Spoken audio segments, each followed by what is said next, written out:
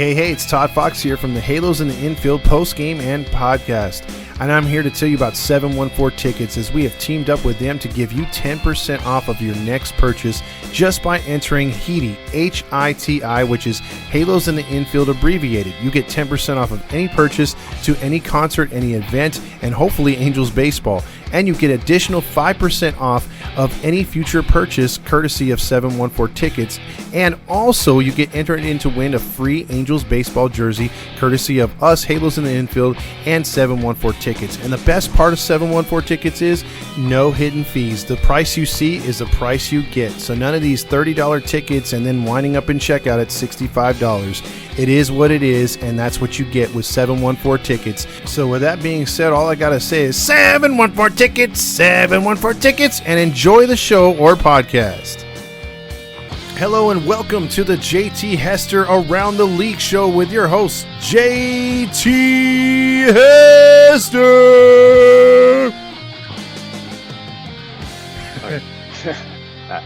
What's up, guys? Welcome to the Around the League show. I'm JT Hester, your host. I'm here with Todd Fox, of course. We talk about many things around this show. We talk about not only your one and only Anaheim Angels, but we talk about other teams in the league, what's going on, who's bad, who's good, so on and so forth. So, Todd, obviously, the Toronto Blue Jays just faced off the Angels. We obviously wanted to sweep. We could have gotten 2 out of 3, got 1 out of 3. What are you thinking about just how things went this weekend? I think the overall on the post-game show, the overall vibe was just the bullpen's lack of getting the job done. Whether it was those little bleeding seeing eye singles late in games on Sunday with Tepera, or just the lack of not being able to score late and the bullpen not able to hold late. And we could have easily got the sweep, like you said, at worst 2 out of 3. It was definitely frustrating with your big bats up there in the 9th inning and not able to get that huge hit to put the game away. But I think overall, fans are much more enthusiastic about the hitting this year. But there's definitely question marks early on in the first 9 games about that bullpen. Absolutely. You could even put 4 out of 4. I'd say 3 out of 4 of the games we would have won if it wasn't for the bullpen. I was sitting right behind the bullpen actually during that game. I see Ryan Tepera warming up. I'm like, you've got to be kidding me. And then right after, very next inning, I see Aaron Loop warming up. I'm like, I just had bad feelings about that whole 2 innings right there. Obviously, we give up 10 unanswered runs. But like you said before, this is the first time I've seen in years where our hitting actually comes back and we don't get too discouraged. We keep on fighting even to the last out.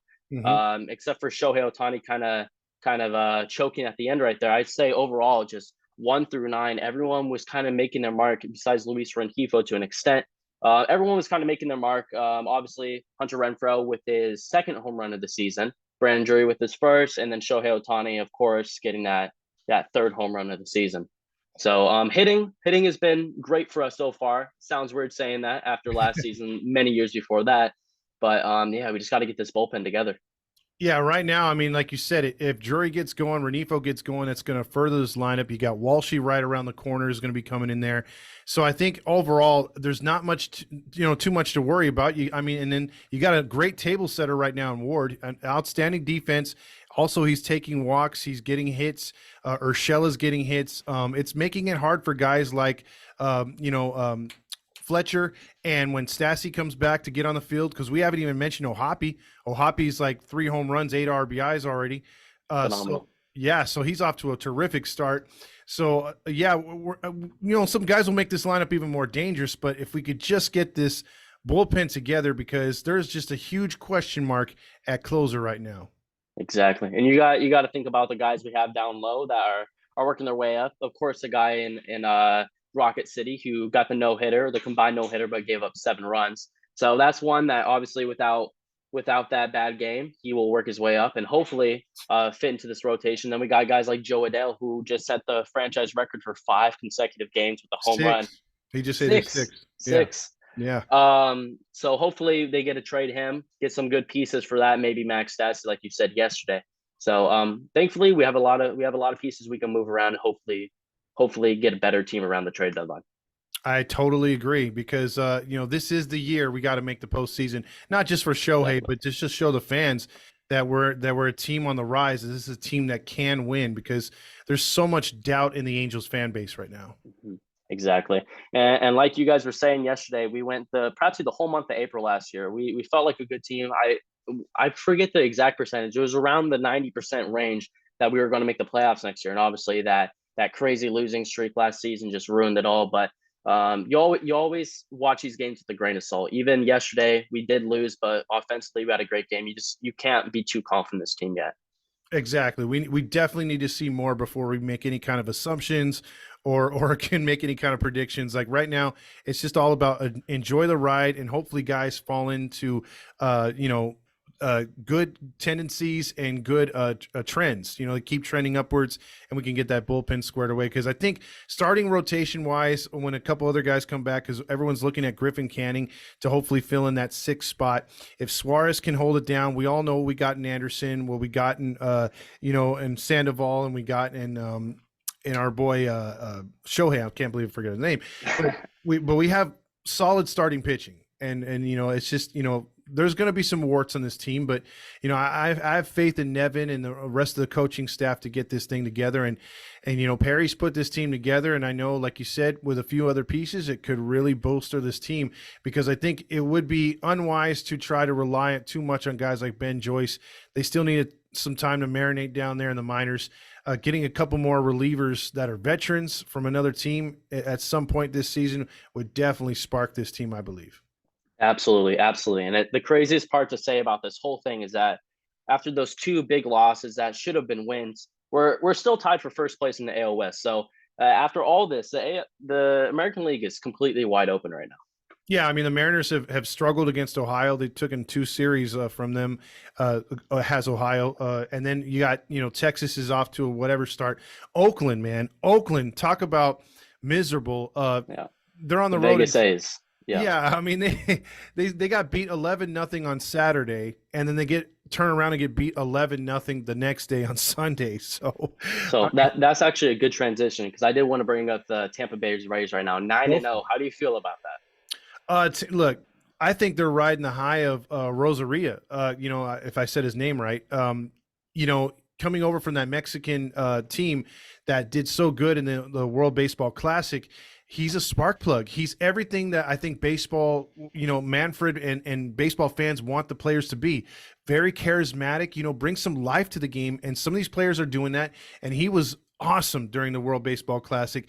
And that team is put together, we kind of like look at them as, okay, Tampa's going to do Tampa things, because that East is so stacked. I mean, the sexy pick is always Toronto and New York, and then, sprinkle in Boston. But you got teams like Baltimore and Tampa Bay who are coming up. I mean, that division is stacked.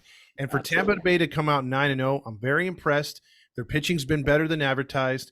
I want to see, though, when they go head-to-head more with New York and Toronto moving forward. But, hey, man, I mean, right now you got to give them their due. Exactly.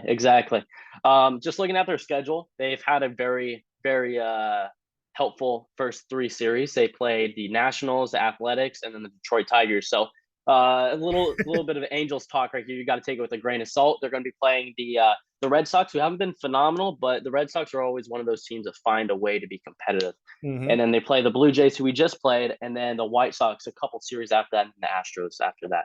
So I feel like it will even out for them, but man, what a phenomenal start. It's almost hard to be 9-0 even when you're playing against bad teams. We couldn't even sweep the A's, so.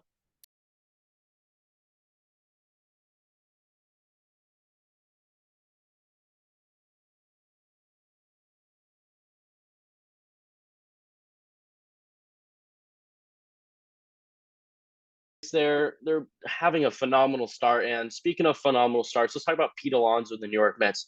Pete Alonso leading the league in home runs right now, which is insanely incredible. Of course, no one really doubted for a second. Back-to-back home run champion in the home run derby, of course, but still incredible player, off to an incredible start. How do you think about him so far?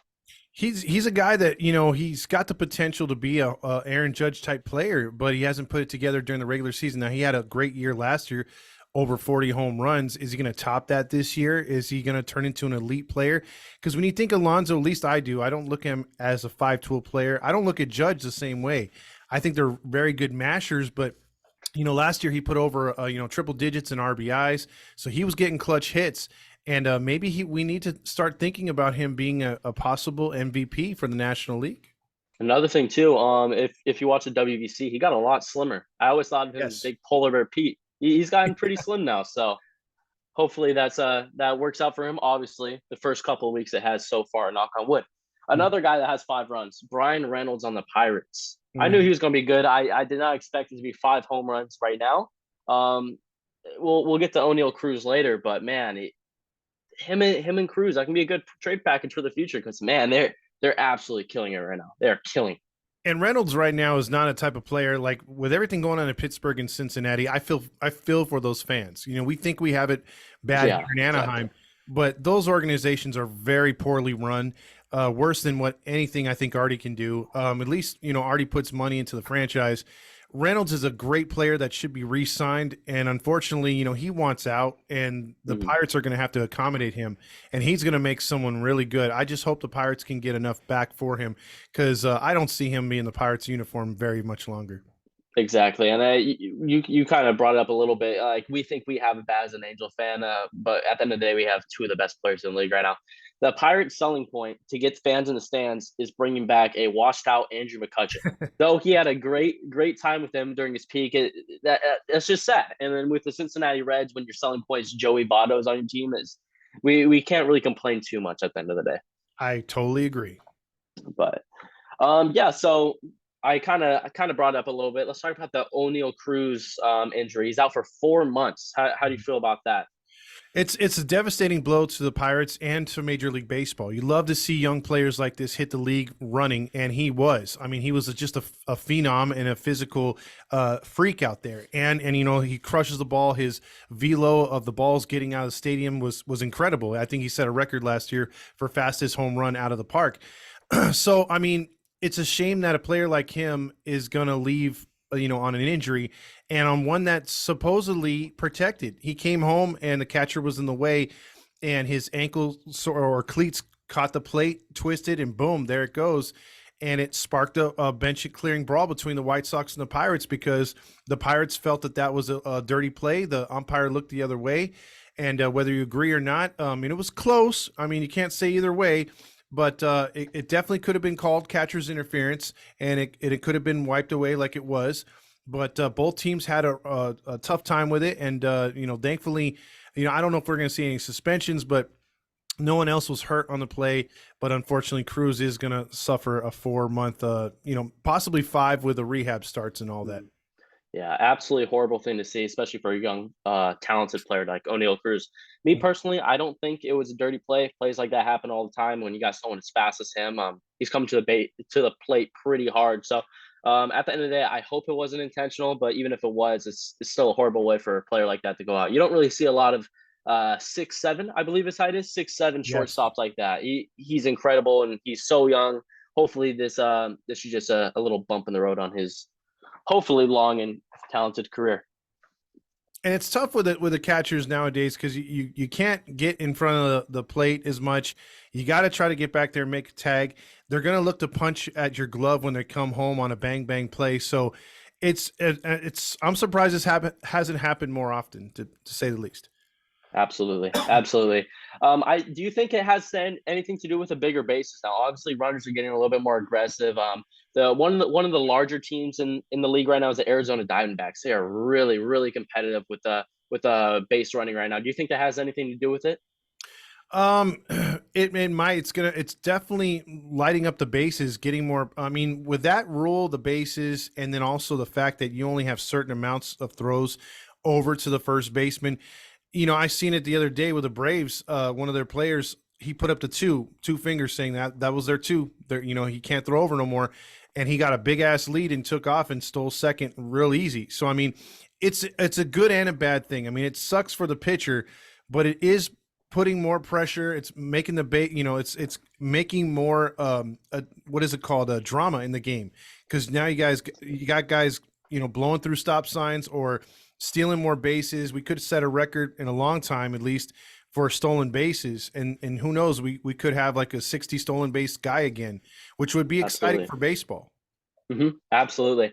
I definitely feel like Ricky Henderson's shaking a little bit now because you got a lot of fast players, and me personally, obviously, I wasn't able to watch Ricky Henderson as prime like that. So this is the first time I've really seen a lot of guys steal bases. We're only a couple weeks in, so hopefully it grows and it adds a little bit more of an edge to the game like that. Oh, absolutely. Not to stray off too far, but back in the day when I used to watch, Vince Coleman, Delino DeShields, Ricky Henderson, Ozzie Smith, all these guys would still, 20 to 30 to 40 bases. The Angels had a couple of them at the time, Chad Curtis and Tony Phillips. Those guys would steal bases all the freaking time. And it made the game fun because instead of like focusing on the power hitters as much, you didn't want those pesky fast guys getting on base because if they got on base, they were always going to take second and sometimes take third. And it just made the game more and more competitive and more drama to it. So I'm looking forward to it. I like what they've done this year. Absolutely, absolutely. Great things ahead for them. But yeah, let's look into the scores a little bit. One of the bigger scores that I'm eyeing at is the Cincinnati Reds beating the defending AL or NL champions Philadelphia Phillies 64. How do you feel about that one? Right now it's kind of hard to see where the Phillies are. I mean, obviously coming off the World Series loss, they went further than they were supposed to. They've got to gel back together again. They got to get the pitching on point again. They got to get the hitting. They suffered an injury with that rookie at first base.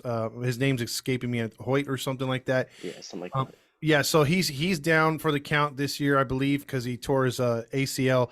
And that was a tough one, man. And so they're going to have to regroup. I hope they don't have the jinx of losing, World Series and not being able to get back. Because I do like the Phillies, Marsh being over there. But these teams, like you said earlier, Cincinnati's going to pop up, get some wins. We've already seen it with the Diamondbacks. We'll get into that. But there's been some teams that'll nip at you if you're not if you look over them basically in the first month.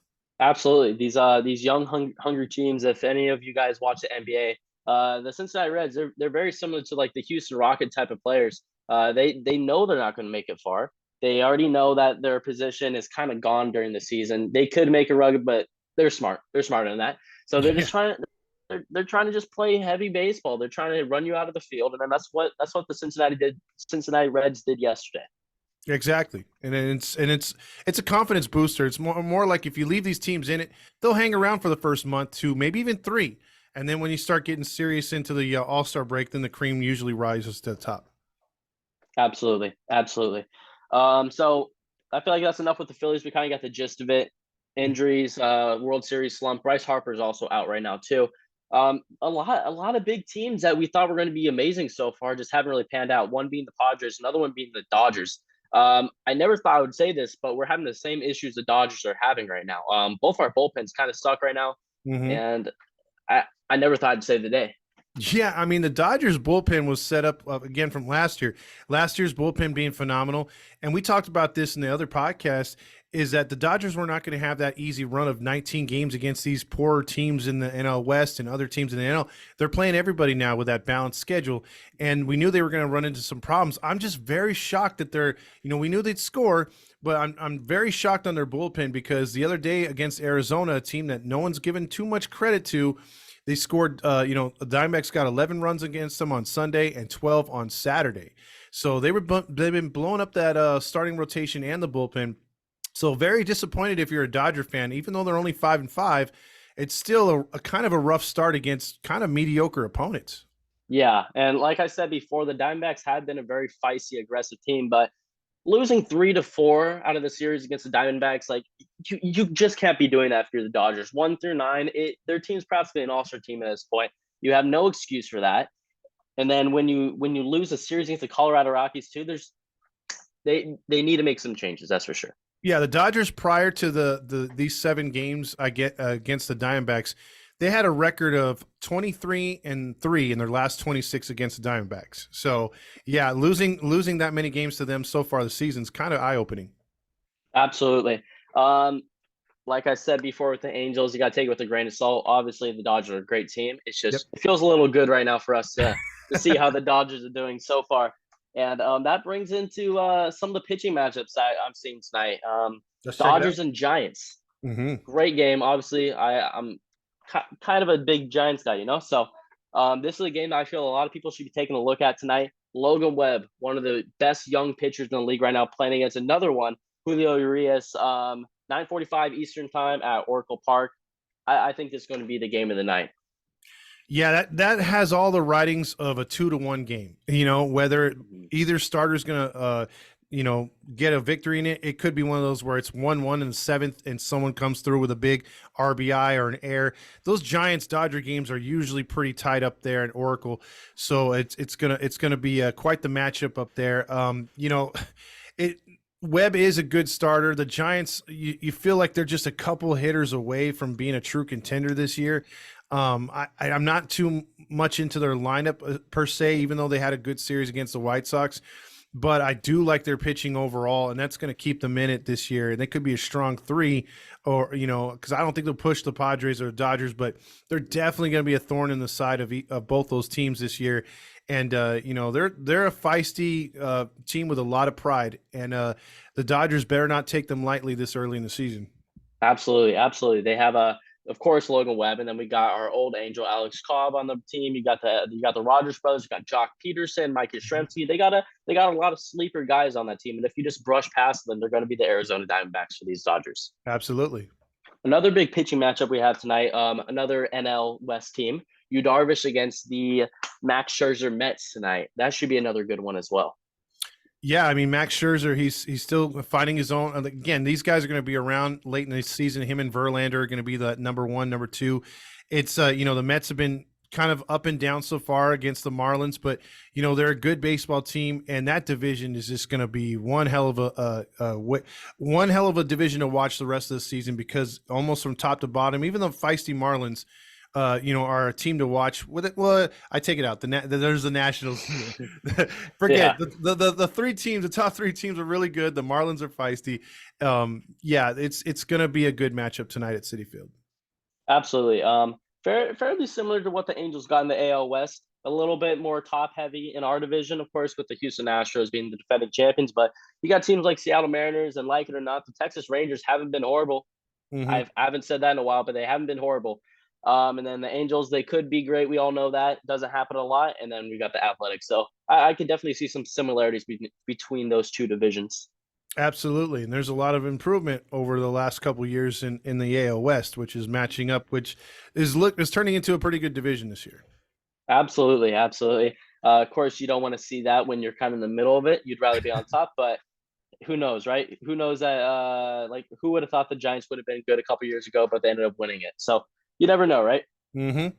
And we don't see this too much. It seems to happen all over the league right now. It's completely wide open.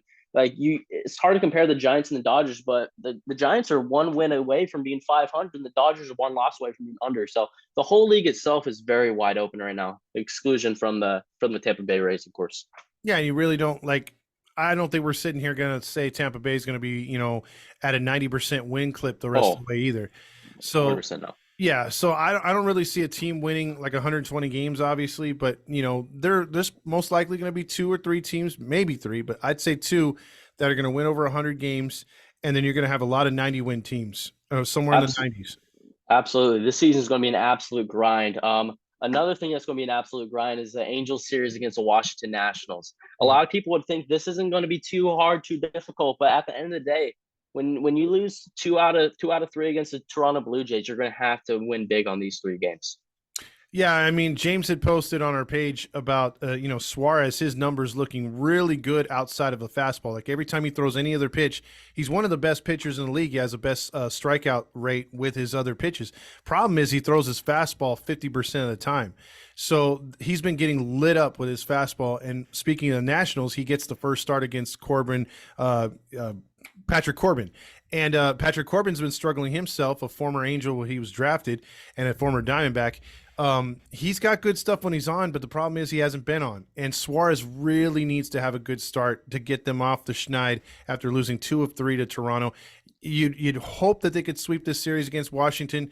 Taking 2 out of 3 is you could stomach that, but you can't lose 2 out of 3 to the Nationals because they are a feisty team.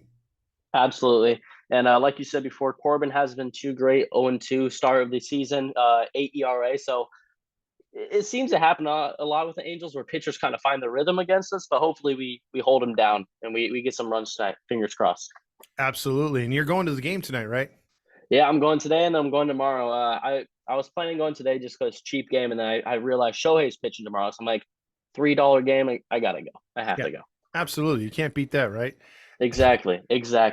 So if I'm gonna be honest though, like 2 out of 3 would definitely be great. I wouldn't be mad at it, but you should have won that series against the Blue Jays. You have a lot of momentum pushed down now. You're going on a long road trip playing against the Yankees and the Red Sox, I believe, right? Correct. Correct. So as a momentum pusher, you're gonna be in the cold. You're gonna have tough, gritty matchups. I think the only way they can be successful is if they win 3 out of 3 here. They need to take advantage of these wins. Like you said before earlier in the season, we're playing every single team this year.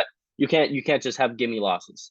Absolutely, and you want to win series. That's why that Toronto one sucks because it's like, okay, we lost one, we blew one. That's fine, but if you were Mhm. to win the opener, if you win the finale, then you still walk away 2 out of 3, and then you could go into this series and be like, okay, we'll win 2 out of 3. We drop one to Washington. That's fine. You don't want to, but if it happens, you finish the homestand 4-2, and that's all you want to do is win series, and you want to win homestands or road trips. And obviously, homestands are easier to win than road trips. So anytime you get an opportunity to win one, you take advantage. Absolutely. Um, yeah, so it should be a good series. Hopefully everyone tunes in. They play today, tomorrow, and Wednesday. And yeah, then they go on a road trip and play the A's when they come back, April 21st, Star Wars night. So that should be a good game as well. Yes, sir. And hopefully the A's are not scoring at that time. Any good series we have for the weekend? If you can see the matchups there, because I know we have another set before we get back on next week for your show. Absolutely. Um, sorry, just No, you got it. Because I know we got Boston for 4 in Boston, so it's always awesome to see them play in Fenway, and then we start next week with the Yanks. yeah, it seems like those are the road trips that always kind of get us going a little bit, or just absolutely drop us. There's no in between for us. It seems like some seasons we find a way to beat the really good teams and then lose to like the A's, the Nationals, the Orioles. And there's some series like last season where we went on that crazy slump. It started off against Toronto and Boston and New York, kind of ringing a bell right now. So Mm. you really need to take advantage of these games. It might not sound like a crazy road trip, but you have to take advantage right now. Boy, it's that's absolutely correct because I mean all these games do count, and that's the thing. Like a lot of fans are, it's easy if you have a team that you know it's no doubt going to make the postseason, but those days are over. You really can't count on it, unless they're the Yankees or even the Mets. I mean, look what happened to the Mets last year. They thought they had the division the entire year and then fizzled out and lost it. So Absolutely. you can't take nothing for granted. This isn't the '90s Yankees or the '90s Braves where you already know you're going to make it. It just depends on how many games you win. Every series is a battle. Absolutely. And then another good series that's definitely going to be a battle and beneficial for us, regardless of the outcome. The Rangers are playing the Astros this week in Battle of Texas. So either Ooh, way, it's going to help us out. It's gonna lower the division somewhat. So that should be a good series to keep an eye out too for. awesome! I can't wait to see it because right now, I mean, look, I'm not crapping on the Astros. We obviously want them to fail, but I think all in the end, we know the cream will rise to the top of that team. They got just way too much talent to be faltering all year. But we'll see. Stranger things have happened, and it would obviously benefit us, like you said, if they were to continue to lose. So we'll see. But it's definitely been interesting to see how they've started so far, and then the injuries that they've had, and it's just they're still the champions though. Until knocked off, to beat the man, you got to, or to be the man, you have to beat the man, Ric Flair. Exactly. Yeah, exactly. And then you just got to take advantage, especially of that Altuve injury. Every single team playing them, you can't take them heartily at all because they still got Jordan. They still have I'm completely losing it right They have now. White Sox, Abreu. They have Abreu, yeah, yeah. is they got it. We got to take advantage of them when you play them. And as of right now, teams are so far knock on wood. So should be a fun team to look out for. Same with the Rangers as well. A lot of good pieces on that team. Correct, correct. So, you want to let them know what's in store for next week about the show? Yeah, absolutely. So next Monday we'll be coming on here talking about what happened the previous weekend. Hopefully, we were talking about how we swept the Nationals, swept the Red Sox, and are in the process of sweeping the Yankees. So we'll try to do the same thing we did today, talking about our home run leaders, pitching matchups, who's good, who's bad. Hopefully, it's the Angels on the good side. Yeah, and top storylines. That's what we're going to be talking about. Big injuries, whatever. And yeah, if we're talking about the Angels being the hottest team in the league, that would be nice. So, That would be very nice. That would be very nice. all right, well, All JT, right. thank you for having me on your show, man. Of course, yeah. Thank you for coming by, and thank you for everyone who's listening. Make sure to check out next Monday when we have another show again. All right. So for Todd Fox and JT Hester, thank you guys very much for listening. Have a good one, y'all.